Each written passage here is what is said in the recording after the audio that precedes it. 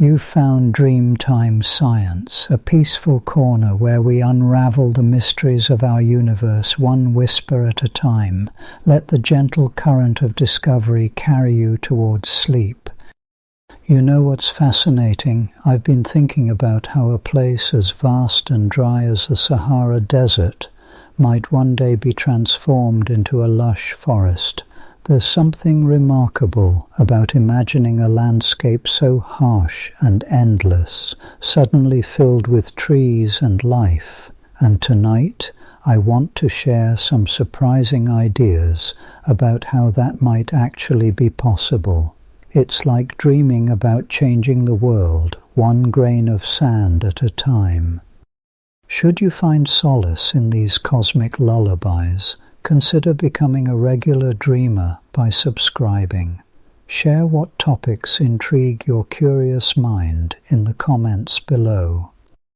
Take this moment to settle in, wrap yourself in comfort, release the day's weight from your shoulders, and let your breath become as gentle as starlight. Beneath the velvet stretch of night, when the winds hush and the stars shimmer faintly above a vast, unseen emptiness, the Sahara speaks in a language older than nations. There is a stillness to its expanse, and yet in that stillness a pulse, a silent song echoing across time and sand.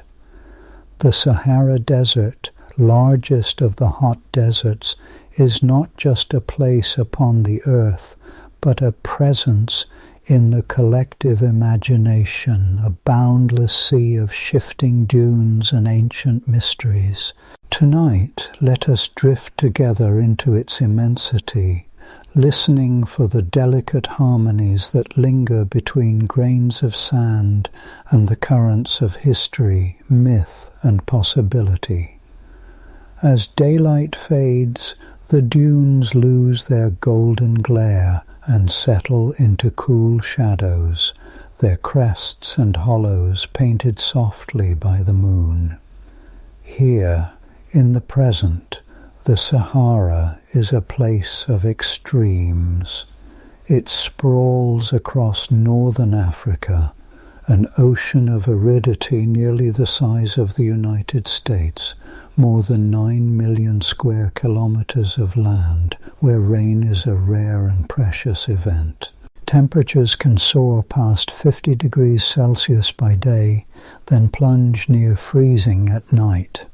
Life, where it clings on, is often hidden or fleeting, a tuft of grass in a sheltered hollow, the scurrying tracks of a fennec fox, the brief silent flight of a desert owl. The Sahara's surface is more varied than first impressions might suggest. For many, the word desert conjures endless dunes, but these great waves of sand, the erg, cover only about a fifth of its terrain. Much of the Sahara is hamada, a stony plateau where wind has swept away all but the most stubborn rock. Elsewhere lie gravel plains, dry valleys, and mountains that rise in unexpected grandeur. The Ahaga, the Tibesti, peaks that shelter ancient rock art and whisper of wetter ages. Occasionally, a mirage on the horizon hints at water, but true oases are rare jewels, places like the Siwa or the Kufra, where groundwater or an artesian spring brings forth a sudden bloom of palms, crops, and life. Yet even in its harshness, the Sahara is alive with subtle rhythms. Wind is the master sculptor here, its breath carving sinuous ridges and rippling sand into ever-changing forms. Dunes migrate over decades and centuries, a slow procession marked only by careful observers.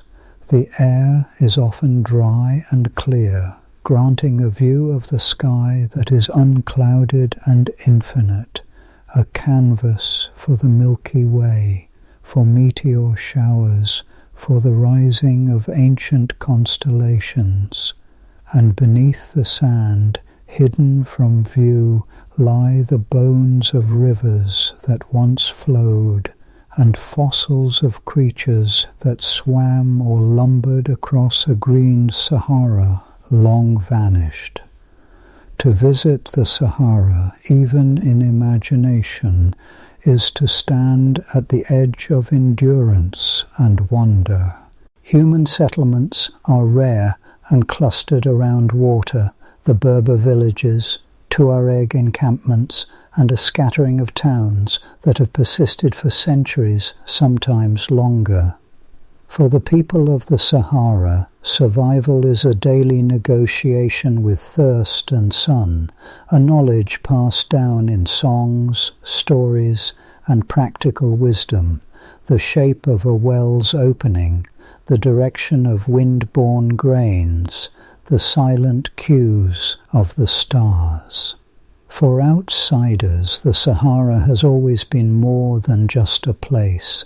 It is an idea, a boundary, a mirror in which to see both the fragility and resilience of life. To the ancient Greeks, it was the edge of the civilized world, the realm where mythic creatures and vanished kingdoms might dwell. In the centuries that followed, the vast desert became a symbol of both danger and freedom, a blank space on the map that invited explorers, traders, and dreamers to test their resolve. In modern times, the Sahara's image has rippled outward through the channels of art, literature, and the myth-making machinery of pop culture. It is a cinematic backdrop for tales of lost cities and enigmatic tombs, the setting for epics of endurance, romance, and war. Filmmakers have used its dunes to stand in for alien planets, its heat and emptiness to heighten the drama of survival against impossible odds.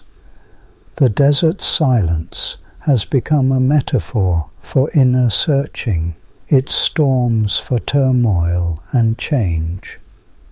Perhaps nowhere is the Sahara's mythic weight felt more keenly than in the realm of science fiction, where it becomes a model for otherworldly landscapes and the ultimate test of human ingenuity.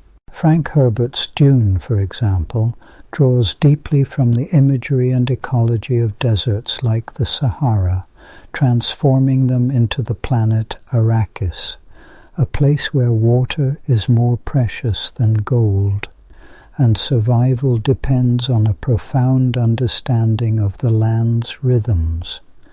The sandworms, the fremen, the spice, all are echoes of the real-world challenges and mysteries posed by deserts, refracted through the prism of imagination. In this way, the Sahara is no longer just a backdrop, but a character in its own right, shaping destinies and dreams.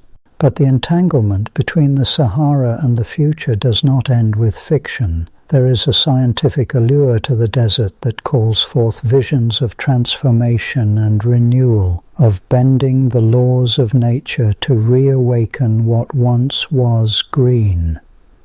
This is the idea of terraforming, the deliberate alteration of a planet or a region to make it more hospitable to life as we know it. In the annals of science fiction, terraforming is often applied to worlds beyond Earth, Mars, Venus, even the moons of distant gas giants. Yet here on our own planet, the Sahara has inspired its own suite of terraforming dreams. What if, some have asked, we could coax the desert back to abundance? What would it mean to regreen the Sahara, to invite rain to fall, to watch rivers flow where now there is only dust? the questions are heady, filled with both hope and hubris. The scientific roots of these dreams dig deep. Once the Sahara was not a desert at all, but a landscape of lakes, grasslands and forests. During the African humid period, between about 14,000 and 5,000 years ago, monsoon rains swept far north, nourishing hippos, giraffes and early human settlements. Rock paintings in sheltered caves depict swimmers, cattle herders, and scenes of everyday life in a landscape unimaginable to us now. But as the Earth's orbit shifted and climatic patterns changed, the rains retreated and the desert advanced.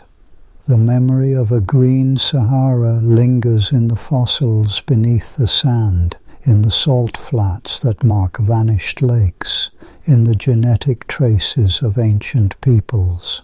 Modern proposals to transform the Sahara are ambitious, sometimes bordering on the fantastical. One of the earliest and most audacious was the Atlantropa project, dreamed up by German architect Hermann Surgel in the 1920s. He imagined damming the Mediterranean Sea, lowering its level and diverting rivers to irrigate the Sahara, an engineering feat of almost mythic proportions. The plan was never realized, but it set the stage for later ideas, vast networks of solar panels to harvest the sun's energy, great wind farms to catch the restless air, or massive tree-planting campaigns to anchor the sand and summon clouds. In quieter corners of science, smaller-scale visions take shape. Some researchers study the microclimates of oases, hoping to mimic their resilience on a broader scale. Others experiment with hardy plants, acacias, date palms, even engineered organisms that might survive where little else can, slowly building soils and shelter for other life.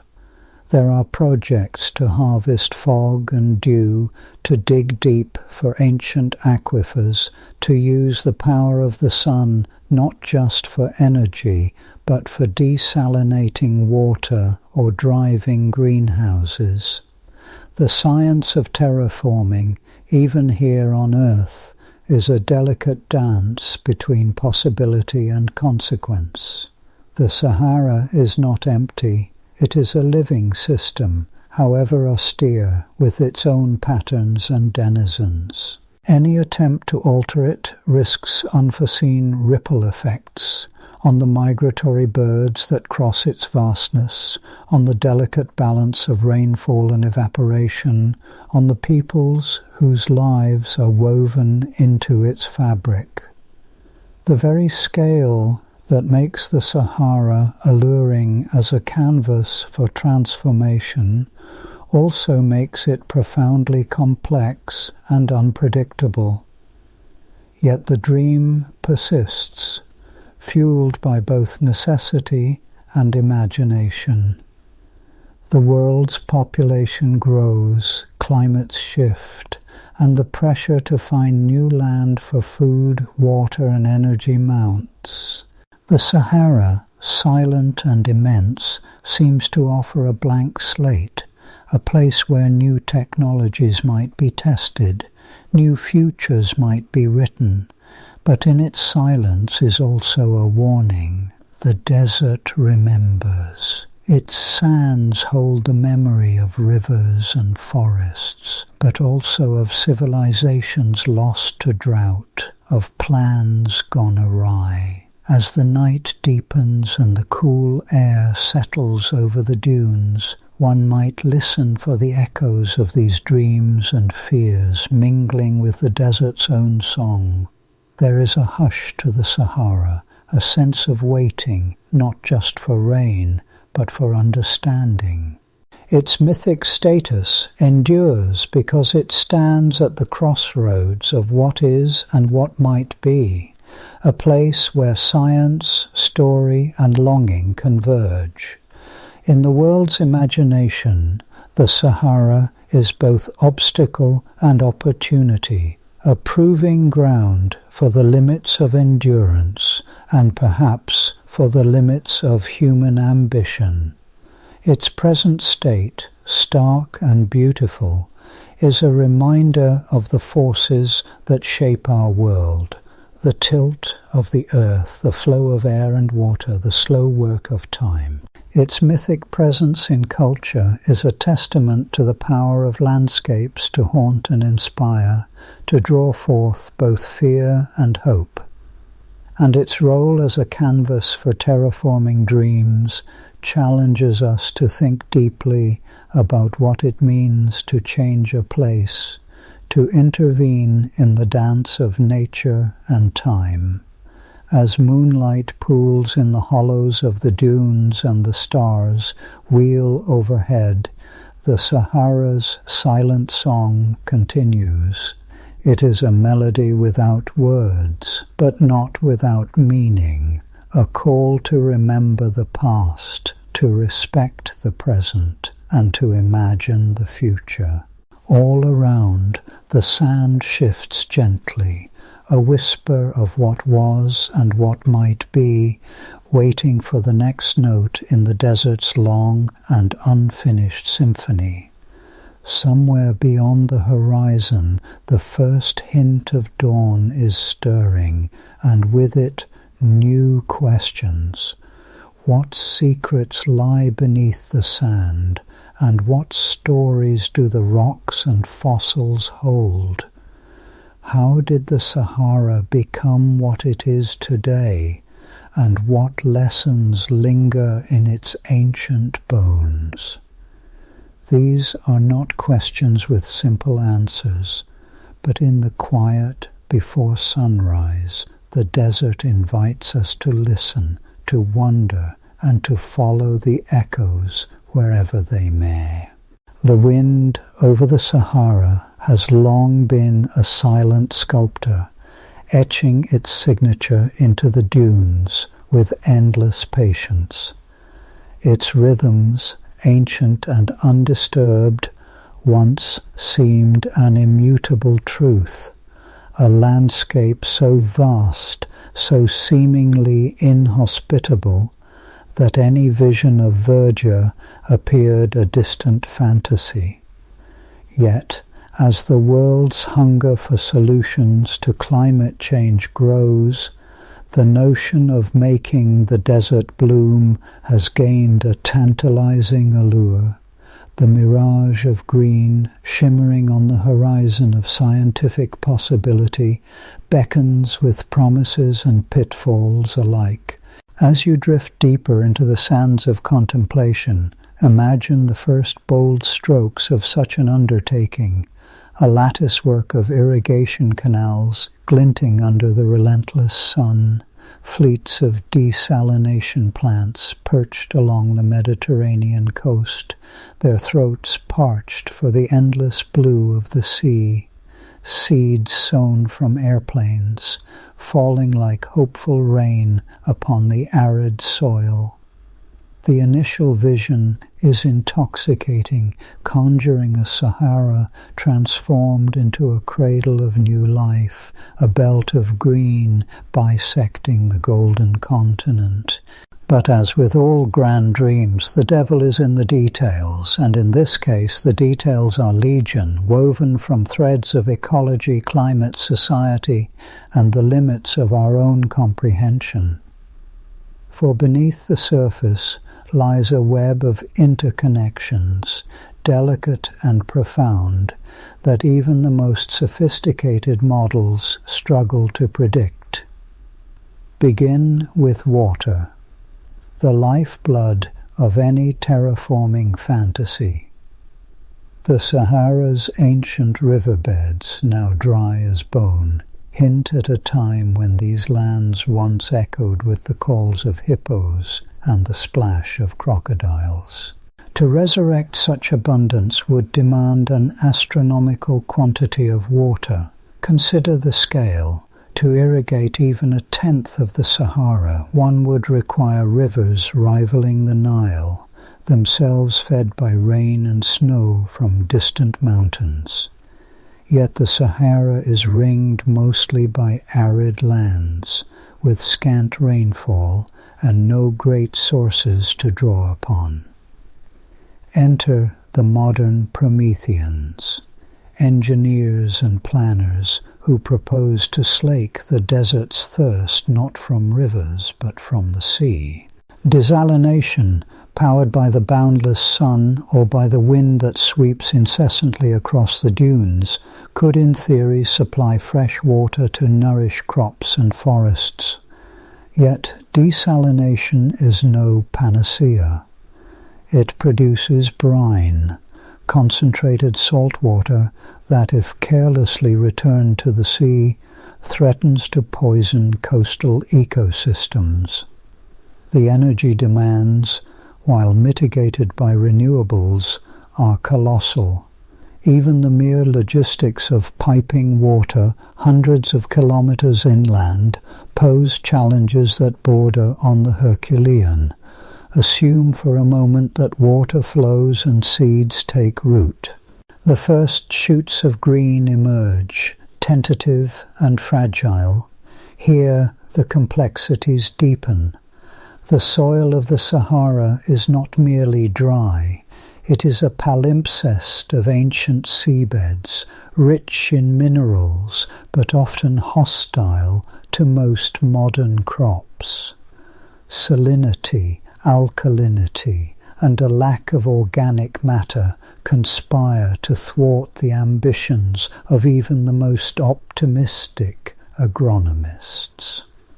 Soil must be amended, perhaps with compost, biochar, or the careful stewardship of pioneer species, plants adapted to harshness, able to fix nitrogen and gradually build fertility. These are not quick fixes. They require decades, even centuries, of slow, patient cultivation. Yet, even as the land begins to change, so too does the air. The Sahara is not merely an absence of life, a blank canvas awaiting a painter's brush. It is an engine driving planetary cycles in ways both subtle and immense. Each year, winds lift billions of tons of dust from the desert, carrying it across the Atlantic to fertilize the Amazon rainforest. This dust, rich in phosphorus and other nutrients, is a vital thread in the fabric of global ecology. To green the Sahara is to potentially disrupt this ancient aerial river, starving distant lands of the minerals they need to thrive. The climate, too, responds in ways that can be both promising and perilous. Computer models suggest that large-scale afforestation in the Sahara could indeed alter rainfall patterns, not just over Africa, but far beyond. Trees, by transpiring water vapor, seed clouds and draw rain.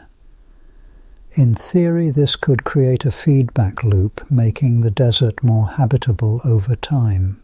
Yet, the models also reveal risks. Shifting the monsoon, for example, could bring drought to regions that now depend on regular rains. The butterfly effect, writ large, where a change in the Sahara sends ripples through the jet stream, affecting weather as far afield as Europe or even the Americas.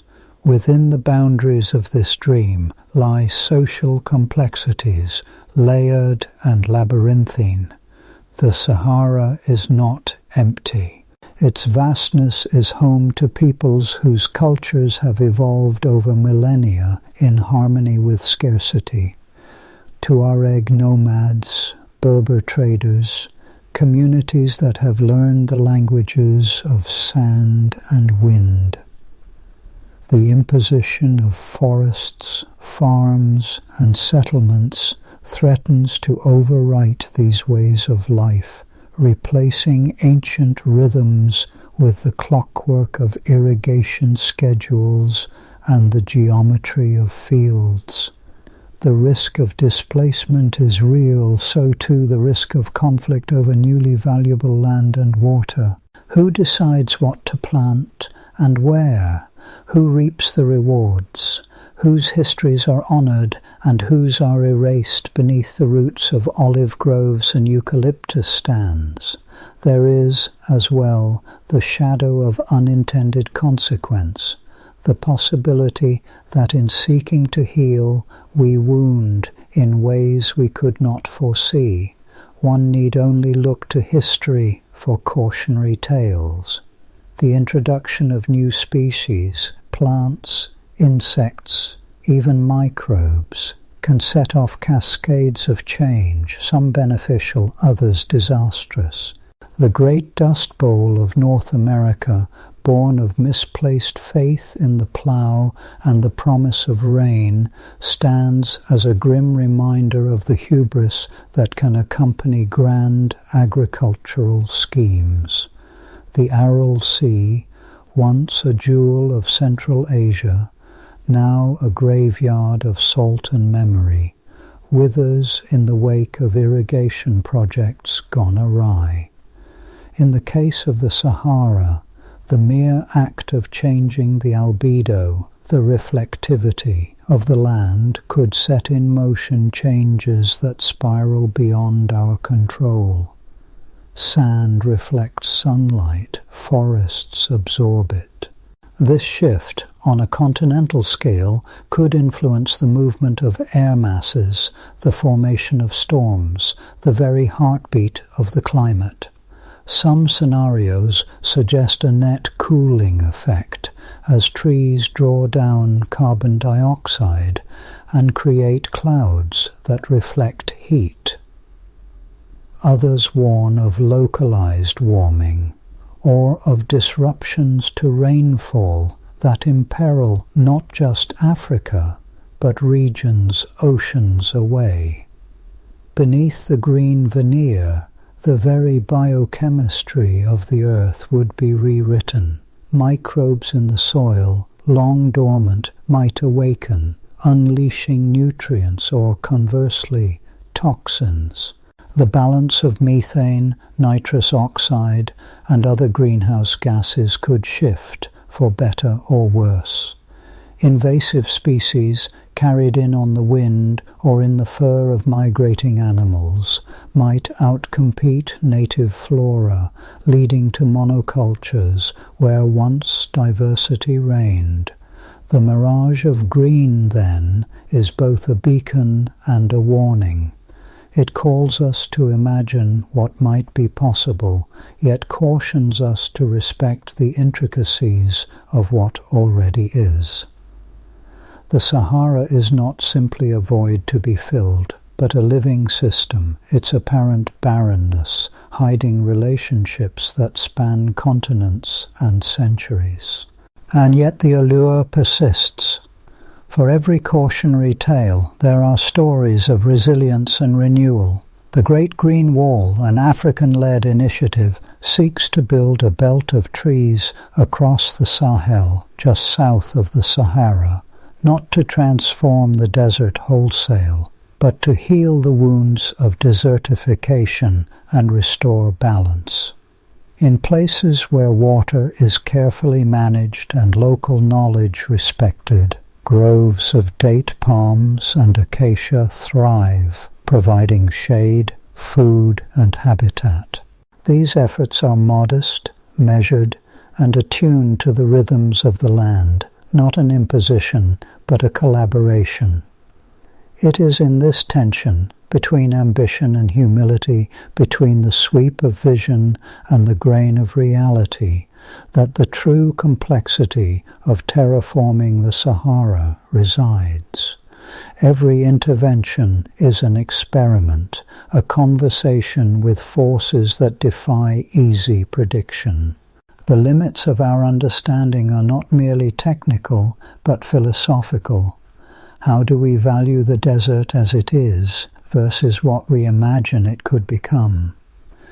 What is lost when we remake a landscape, and what, if anything, is gained? At the heart of these questions lies the notion of unintended consequence, the echo that follows every action, sometimes immediately, other times only after generations have passed. To green the Sahara is to rewrite not just a chapter, but an entire volume in the story of Earth. It is to gamble with systems whose rules we only partially comprehend, and whose boundaries blur and shift with every intervention. Consider for a moment the fate of water itself. In the rush to irrigate, aquifers might be drawn down faster than they can be replenished, leading to subsidence and the loss of groundwater that has lain undisturbed for millennia. The introduction of fertilizers and pesticides, so often a crutch for modern agriculture, risks contaminating streams and lakes, feeding blooms of algae that suffocate fish and poison birds. Even the best-intentioned efforts can go astray, their consequences felt far from the place of origin. Yet the impulse to dream, to imagine, remains irrepressible. The image of green stretching to the horizon is a potent symbol, not just of technological prowess, but of hope. What if we could undo the damage of centuries, reverse desertification, and craft new forms of abundance from scarcity? What if, by learning from the mistakes of the past, we could forge a path that honors both the limits of nature and the aspirations of humanity? The mirage of green shimmering at tea. The edge of possibility invites us to ponder these questions. It urges us to proceed with caution, with respect for the complexity of the world and the humility to acknowledge our own blind spots. The story of the Sahara is not yet written. The future remains fluid, shaped by choices made in boardrooms, laboratories, and the shifting sands themselves. As the night deepens and the winds settle, the vision of a green Sahara remains just out of reach, tantalizing, complex, and fraught with consequence. The dream persists, but so too do the questions, unresolved and echoing in the silence. What new worlds might we create, and at what cost? With each breath, the desert waits, its mysteries intact, poised on the cusp of transformation or endurance. And somewhere beyond the horizon, the first hint of dawn stirs, promising a new chapter, one whose contours we can sense, but not yet see. In the quiet hours before dawn, in the subtle hush that settles over laboratories and observatories, the minds of scientists turn to the tools that bridge imagination and possibility. The raw vision of terraforming, a planet remade for life, remains but a dream without the instruments and methods that probe its feasibility. It is not enough merely to conjure visions of blue lakes on Mars or cloud-wreathed skies above Venus. One must measure, simulate and test, exploring every uncertainty with a patient, almost devotional rigor. In this gentle chapter, let us drift through the arsenal of tools and techniques that define the vanguard of planetary transformation. Here, we move from the tangible to the abstract, from the sweep of a rover's arm to the subtle hum of equations running in the dark, and glimpse the ways in which humanity's hands reach across the gulf of space, not just with hope, but with understanding. Begin, if you will, with the eye and the hand, the spacecraft and probes that extend our senses beyond Earth's cradle. For centuries we gazed at the wandering lights of planets through telescopes, their disks swimming in the shimmering air. But it was not until the latter half of the 20th century that we sent emissaries, Mariner, Viking, Venera, hurtling across the void to taste the air and touch the dust. Every lander, every orbiter, every rover carries an ensemble of instruments designed to answer fundamental questions about habitability. They sniff the thin Martian breeze for traces of methane, scrape at the soil to reveal ancient salts, image the terrain in wavelengths invisible to the naked eye. The Viking landers, for instance, performed the first biological experiments on Mars, their robotic arms scooping up regolith and incubating it with nutrients, searching for the faintest whisper of metabolism. Later, the Curiosity rover would carry a miniature laboratory within its hull, vaporizing rocks with a laser and analyzing the gases released. An alchemy of light and chemistry, searching for the fingerprints of life's precursors. These tools, in their delicate complexity, offer more than answers.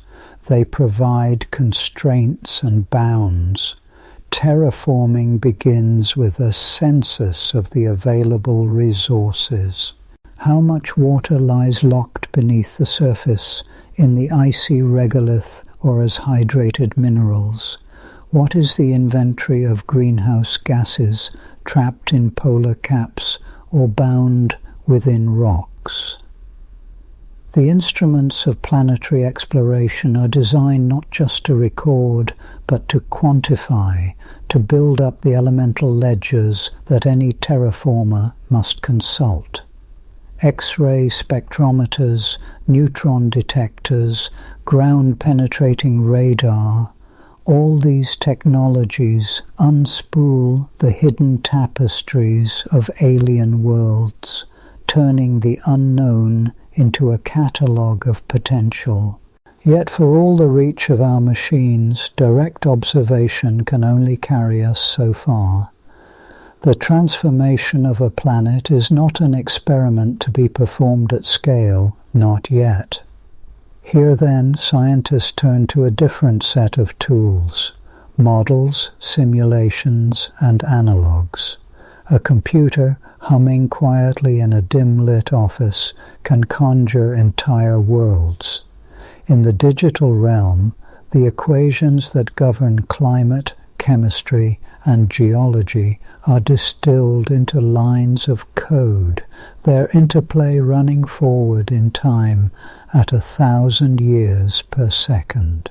One might begin with the known, Mars's thin carbon dioxide atmosphere, its axial tilt, its patchwork of ancient riverbeds, and then set loose the variables. What if the temperature were raised by 10 degrees? How would the pressure change if the polar caps were vaporized? Would the winds carry dust skyward, seeding clouds or choking the air? These global circulation models, adapted from those that predict Earth's weather and climate, allow researchers to experiment with the possible without ever disturbing a grain of Martian soil. Within these simulations, the drama of planetary change unfolds in intricate detail. The addition of a greenhouse gas, be it carbon dioxide, methane, or an exotic fluorocarbon, can be tracked as it thickens the atmosphere, trapping warmth and altering wind patterns. Ice melts, rivers might form, and dust storms bloom and rage, but these models are not oracles. They are only as reliable as the physics and data that underpin them. Thus, scientists labor to refine their inputs, feeding in the latest measurements from orbiters, cross-checking with laboratory experiments, and tuning their assumptions to avoid the seductions of wishful thinking. The computer, in this sense, is not a prophet of certainty, but a crucible for hypotheses, a way to sift the plausible from the impossible. But even the most sophisticated model cannot capture every nuance. There are dynamics that emerge only in the real, with all its mess and unpredictability. To bridge this gap, researchers turn to analog environments on Earth, places where the conditions echo, however faintly, those of other worlds. High atop the Atacama Desert, where rainfall is measured in decades, scientists study the survival of life in hyper-arid soils, probing for microbial colonies that cling to existence beneath stones and within salt crusts. In Antarctica's dry valleys, where the cold is unyielding and the wind scours the rock, researchers monitor the slow weathering of minerals and the chemistry of subglacial lakes, seeking clues to the persistence of water and organics on Mars. Some analogues are crafted with deliberate artifice. In sealed biospheres, scientists build miniature ecosystems, closed off from the outside world. The most famous of these, Biosphere 2, was a glass and steel microcosm of rainforest, ocean and desert, designed to test whether a small group of people could survive in a self-contained environment. Though it was not without its troubles, oxygen levels fell, crops failed, and social tensions rose, the lessons gleaned from its successes and failures have echoed through decades of research. More focused experiments like those in Mars simulation habitats in the high Arctic or atop Hawaiian volcanoes explore how humans might cope with isolation, limited resources, and the psychological pressures of life on a new world. Beyond the physical, there are laboratory experiments that probe the boundaries of chemistry and biology under alien conditions. Chambers chilled to Martian temperatures and pressurized to a whisper-thin atmosphere host samples of terrestrial life, bacteria, lichens, even seeds. Scientists watch to see which species can germinate, photosynthesize, or metabolize gases under such stress. These studies reveal the tenacity of life, but also its limits. Some organisms enter a state of suspended animation, eking out existence for years, while others succumb quickly to radiation or desiccation. Such findings guide the selection of candidates for the first bioengineered pioneers, should we ever attempt to seed another planet with the building blocks of an ecosystem. Yet as the scale of ambition grows, so too must the scope of investigation. The potential impacts of terraforming ripple outward, touching every system in a planet's environment. Imagine for a moment the consequences of releasing vast amounts of gas. carbon dioxide liberated from Martian regolith, or sulfuric compounds injected into Venus's clouds. Global climate models predict not only warming but also shifts in atmospheric chemistry, the formation of new clouds, perhaps even the emergence of acid rain. The introduction of water to dry basins might trigger landslides or flash floods, eroding canyons that have lain dormant for eons. Dust storms, already ferocious on Mars, could become more frequent or more intense, their charged particles affecting electronics and darkening the sky. To anticipate these outcomes, scientists weave together data from many disciplines. Geophysicists model the stability of permafrost and the mechanics of landslides. Chemists simulate the reactions between imported gases and native minerals. Atmospheric scientists examine the potential for runaway feedbacks, for instance whether warming leads to further release of greenhouse gases in a self-reinforcing spiral.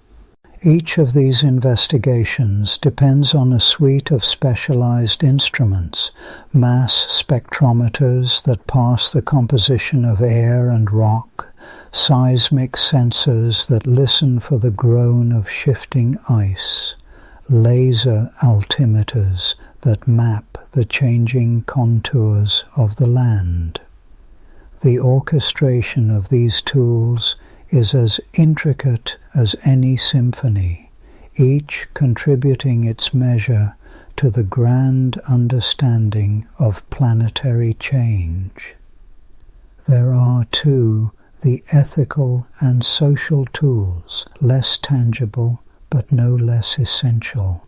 Before the first probe is launched, before the first seed is scattered, scientists and policymakers convene to debate the consequences of planetary alteration. What are the rights of a dormant world untouched for billions of years? How might the accidental introduction of Earth microbes disrupt native processes or obscure evidence of indigenous life? Here, the tools of philosophy and law are brought to bear, shaping codes of conduct and international agreements that seek to balance ambition with caution.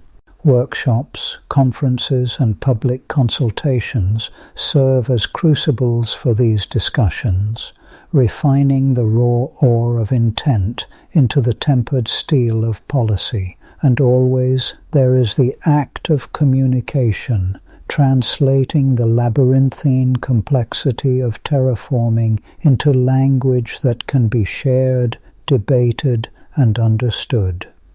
Visualizations, whether they be maps of hypothetical rivers or time-lapse animations of a greening world, help to make the abstract concrete.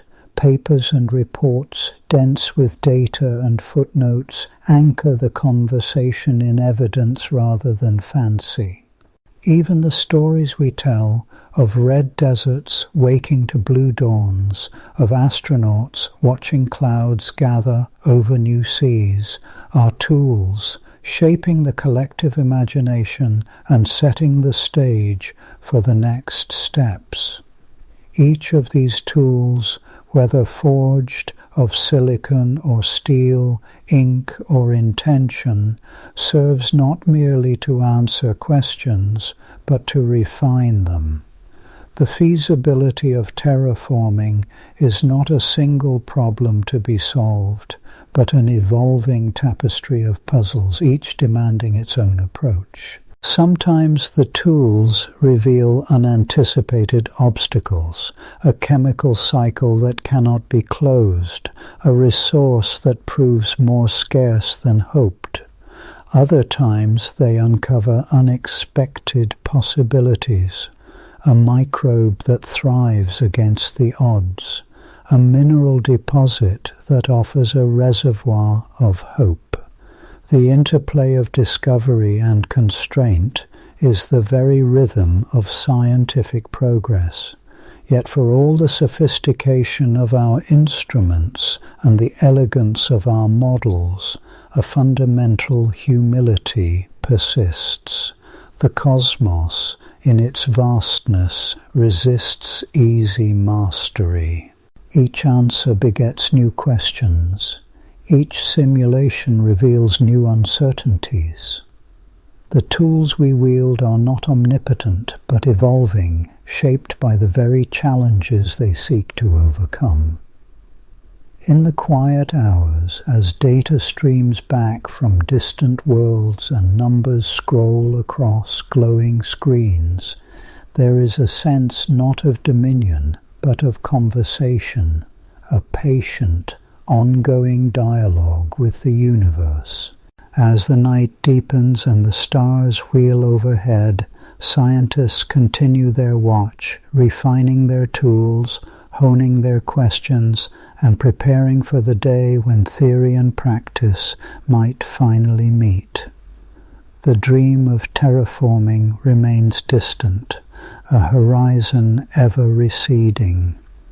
But with each new probe launched, each new model run, each new argument debated, we inch closer to understanding not just what is possible, but what is wise.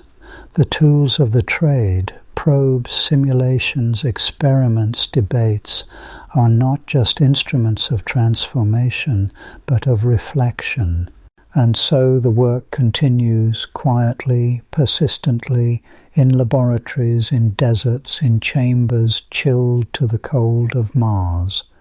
The tools themselves evolve, growing more subtle, more powerful, more attuned to the complexities of worlds beyond our own. What new discoveries will they reveal? What unforeseen challenges will emerge from the interplay of physics, chemistry, life, and ambition? The answers lie, as ever, just beyond the reach of certainty, waiting to be drawn forth by hands both patient and bold. Somewhere in the darkness, a new signal flickers from an orbiter circling a silent planet. A data packet, encoded in the language of mathematics and hope, begins its slow journey home. And as it travels, the minds of those who wait to receive it turn toward the next horizon, the next question, the next chapter in the unfolding story of worlds remade. In the dim hush of pre-dawn, when the world lies suspended between dreams and waking, there is a silence that invites contemplation, a pause when the mind, unmoored from the day's concerns, can drift through deeper currents. In such a moment, let us turn our gaze from the mechanics and visions of planetary transformation to the more subtle terrain of thought and feeling. Let us wander, unhurried, along the shifting coasts of change and ponder the sands of time itself. The notion of terraforming, altering a planet's atmosphere, surface, and ecology to resemble that of Earth, beckons with both grandeur and humility. It is a testament to human ingenuity, but also a mirror reflecting our deepest questions about power, responsibility, and belonging. When we imagine the act of transforming Mars' ochre deserts into fields of green, or turning Venus's shrouded skies into blue, we are not only envisioning a technical feat, we are inescapably peering into the heart of change itself, what it means to alter, to become, to adapt, and to persist. There is an old parable passed down through generations of a monk who, each morning, would sweep the monastery's garden with quiet devotion. When asked why he performed this task so faithfully, knowing that the wind would scatter leaves anew by evening, he would smile and reply, "The garden changes, the leaves return, but in sweeping I find the world anew." Here, in this simple act, lies the essence of change. Not merely as a force that acts upon the world, but as a process that shapes us in return. Consider the earth, cradled in the vastness of space, its surface a living palimpsest of change. Continents drift, mountains rise and are worn away, rivers carve valleys and then vanish. Life itself is an unending symphony of transformation. From the first stirrings of single-celled organisms in ancient seas, to the riotous diversity of forests and reefs, to the emergence of conscious beings who ponder their own place in the order of things, yet for all our knowledge of geology, biology, and physics, the mystery of change retains its power to astonish. What is it, after all, to become something new?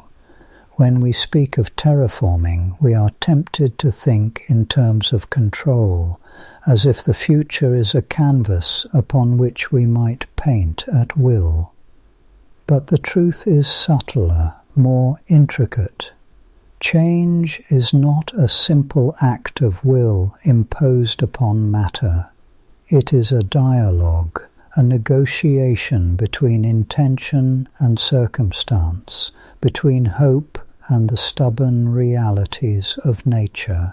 Imagine for a moment the slow thawing of Martian permafrost under a nascent atmosphere, ice crystals melting, trickling into the dust, seeking the ancient channels carved by vanished rivers.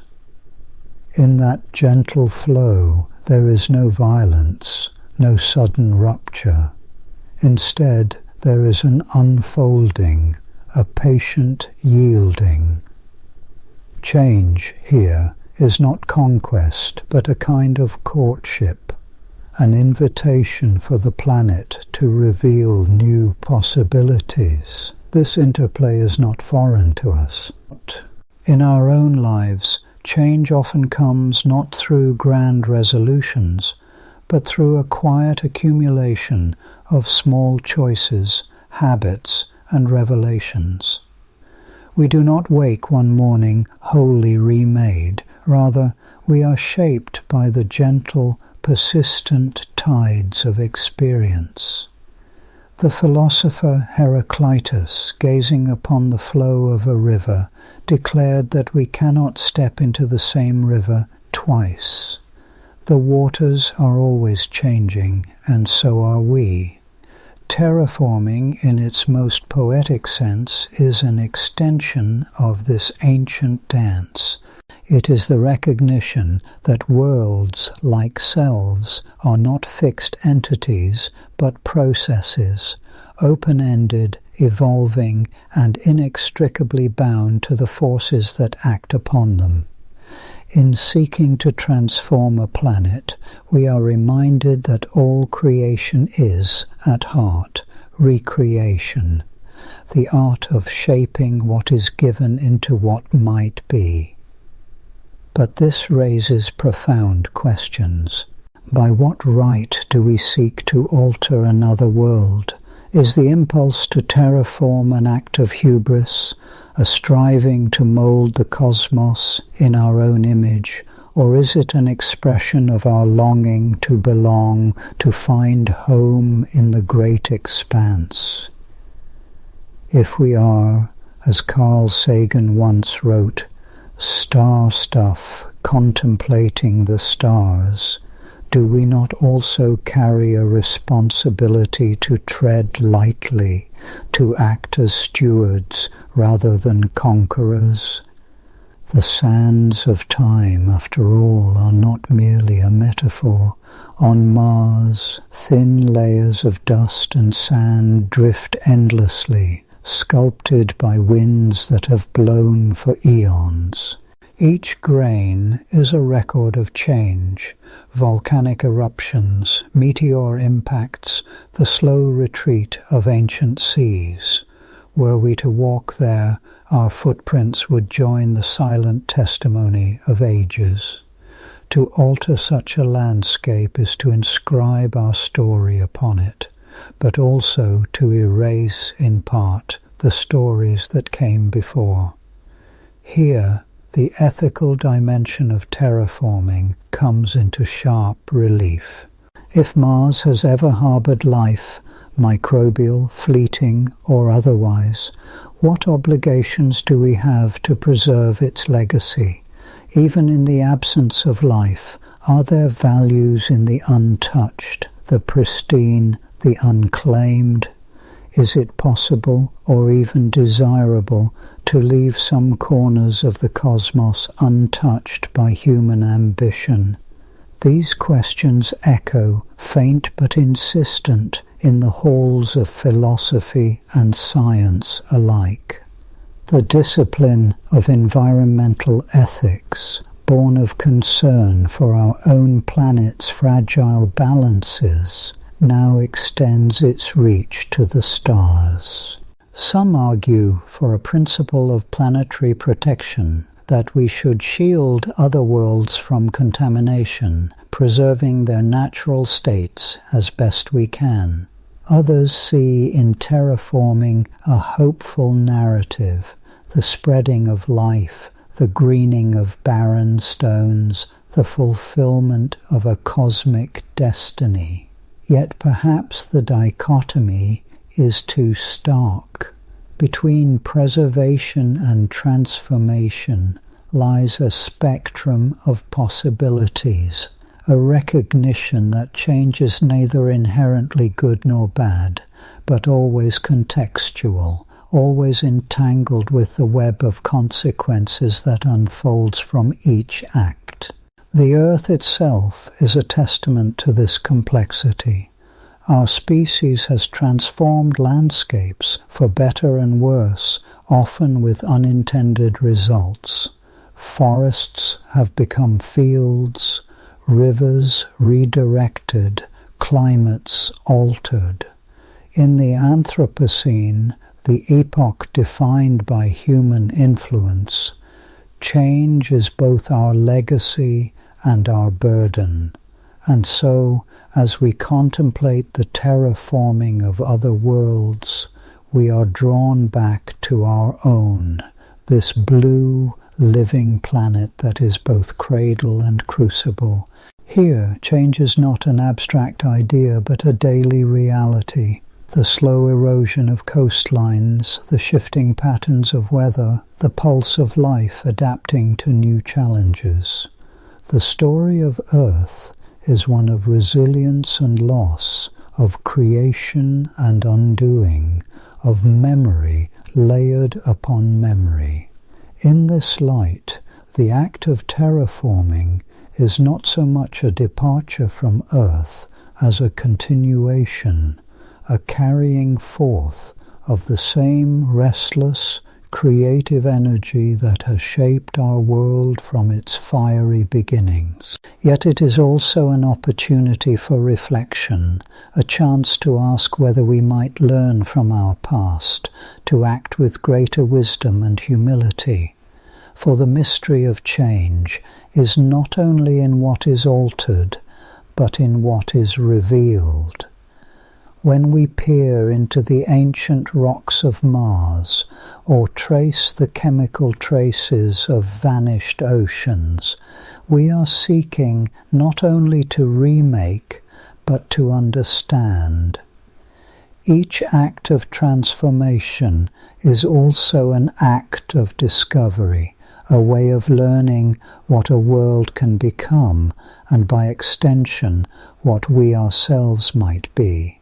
The astronomer gazes into the night sky and sees a record of change written in light, stars that have lived and died, galaxies that have spun and collided, nebula birthing new suns from the ashes of the old. In the cosmic perspective, change is the only constant. Stasis is an illusion. The universe itself is a vast engine of transformation, from the fusion fires of stars to the slow drift of continents on our own planet. Yet within this endless flux there is continuity, a thread that weaves through time, connecting past and future. The grains of sand that slip through an hourglass are not lost, but simply rearranged, becoming part of new patterns, new stories. So too with the substance of worlds, the atoms that form mountains and rivers, the molecules that give rise to life, are always in motion, always becoming. As we contemplate the possibility of reshaping another planet, we must ask not only what we hope to achieve, but what we might lose in the process. Is there value in the untouched, the alien, the otherness of places not made for us? Or is our highest calling to bring life where there was none, to extend the reach of consciousness into the farthest corners of the cosmos? Perhaps, in the end, the answer lies not in certainty, but in humility. To act as stewards, not masters. To listen as well as to shape. To remember that change, once set in motion, is never wholly within our control. The dunes of Mars, the clouds of Venus, the frozen seas of Europa, these are not blank slates, but chapters in an ancient story, one that we enter as participants, not authors. In the gentle hush of approaching dawn, as the world stirs and the first light touches the horizon, there is a sense of possibility, a reminder that every day brings renewal, that the work of change is never truly finished. The garden, swept anew, awaits the fall of fresh leaves. The river flows on, carrying with it both memory and hope. So too, as we gaze outward into the night, our dreams of transformation are tempered by the wisdom of restraint, the knowledge that to change is also to be changed. The sands of time slip through our fingers, shaping and reshaping the world and ourselves without end. And always beneath the surface there is the pulse of connection to the earth, to one another, to the universe that gave us birth. In the act of contemplating change, we come home to ourselves, not as conquerors, but as travellers on a journey without end, seeking meaning in the shifting sands, listening for the quiet voice of wonder that whispers through the ages. The story of terraforming, then, is not only a tale of science and ambition. It is a meditation on the nature of change, on the delicate balance between creation and humility, on our place in the unfolding tapestry of the cosmos. As the first rays of sunlight warm the silent land and the world awakens once more, there is a promise in the air, a sense that even as we shape the future, we are shaped by it in turn. And so we stand quietly at the edge of possibility, watching the sands of time slip onward, listening for the next note in the symphony of change. As our journey through the boundless possibilities of turning the Sahara into a lush forest drifts to a close, We watch like stardust settling gently in the quiet expanse of night. May this cosmic dream of transformation lull your thoughts into peaceful wonder, inviting you to return again for more whispered mysteries beneath the shimmering veil of the dream time.